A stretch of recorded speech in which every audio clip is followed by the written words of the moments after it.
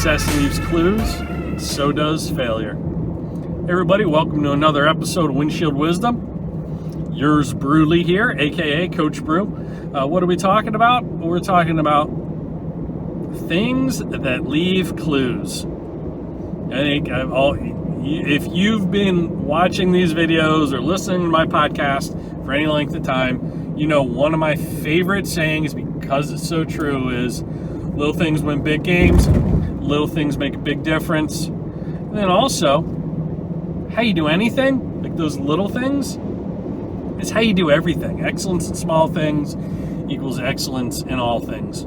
Or, in some cases, if you can't get the small things right, I can't trust you to get the big things right. And I share that with you now because just drove past a subdivision in neighboring town, Cumberland, Maine. A subdivision that a little over 4 years ago, I almost moved my family into. We were exploring two options when we moved. New construction, or simply finding a home that was on the market and for sale in this particular community. And we love the community and we love the school district. So we were kind of torn between, I guess you could say, do we do new construction in the subdivision, or do we buy this particular home, which we ended up buying, this home that was on the market. And it was a good move and a good thing we did, because when the realtor brought a builder, she knew, not the builder of this subdivision, but a professional colleague of hers that she trusted, when she brought him to visit the property and kind of assess things for us and give us some advice and feedback, the first thing he said was, "Run, don't walk away.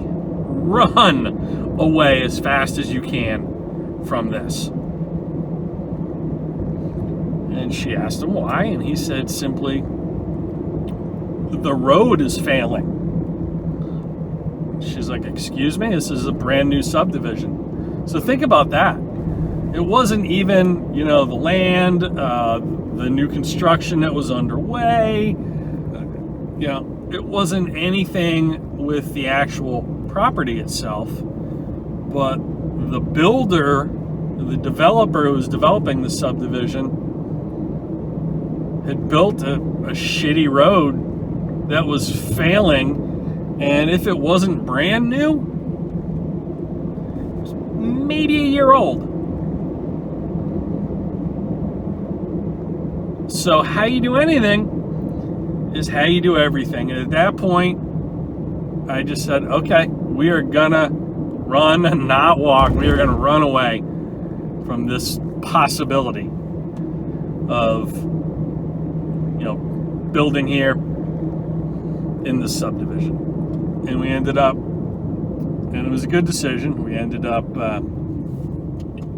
buying the house we currently live in, which we love, and we have amazing neighbors, and we're in a great community. But the point being, there are lots of little telltale signs in your business, in prospective customers, vendors that you might do business with. That isn't just a story about a house and a road.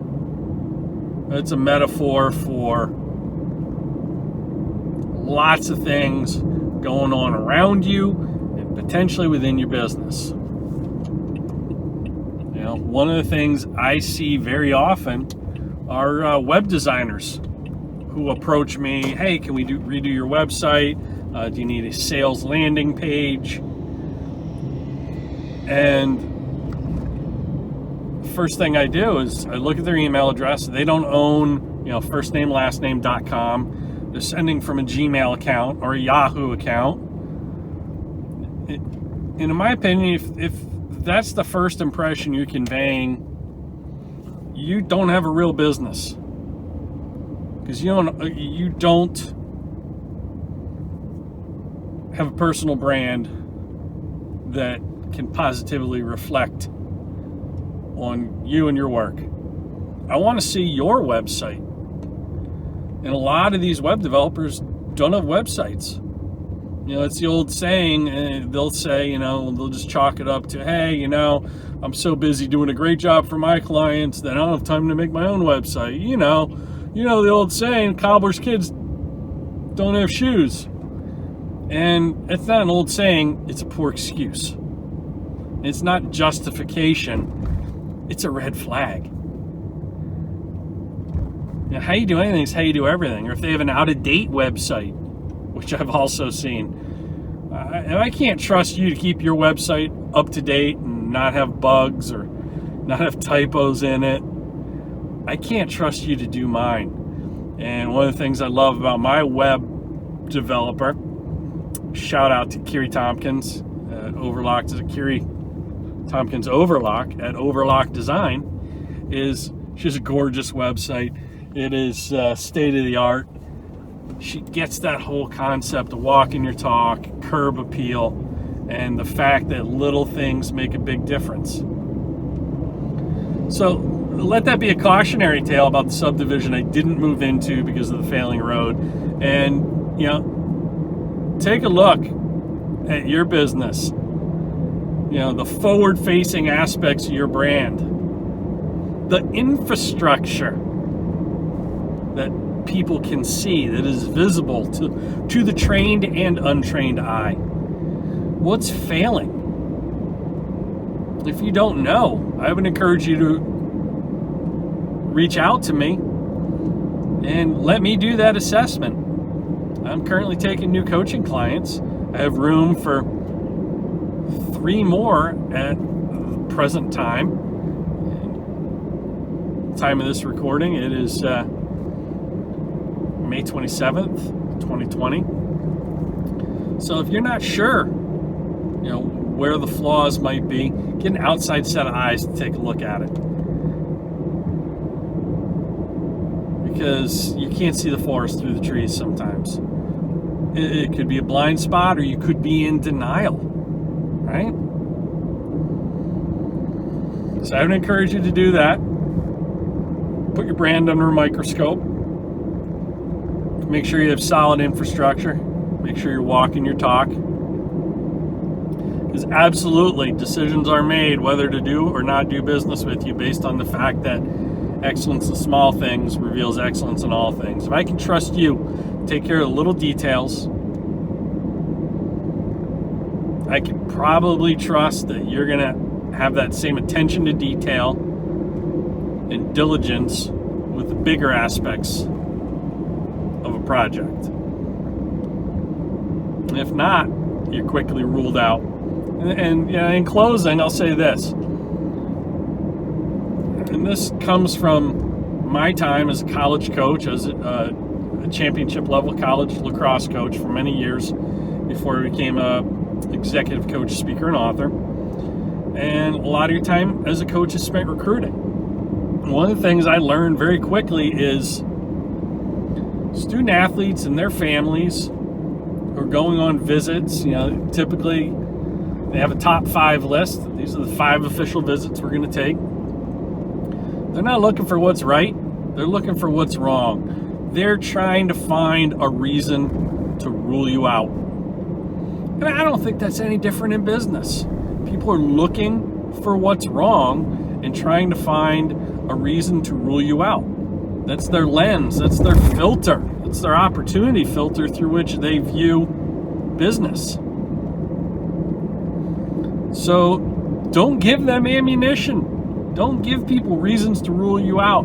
Give people so many reasons to do business with you, they can't find something to poke a hole in. So again, excellence in small things is excellence in all things, and absolutely little things make a big difference. So be mindful of those little things. If you found this helpful, please feel free to share this video. You want to leave a comment, you have any questions, go ahead and put a comment or question below in the comments, and feel free to share it up thumb it up, so to speak, give it a like. And if you'd like a deeper dive into more of this subject matter and similar subject matter, head on over to coachbrew.com. It's coachbru.com, which is my website, and sign up for my email list, the Daily Brew. It's the top of the page. And when you do that, you'll receive an instant download of my premium newsletter, which is a $99 value. And that is for the members of my inner circle. But you'll receive one free issue of that newsletter, and that is 12 ways to double your results, double your sales. Again, that's at coachbrew.com. Thanks for checking this video out. This has been another episode of Windshield Wisdom.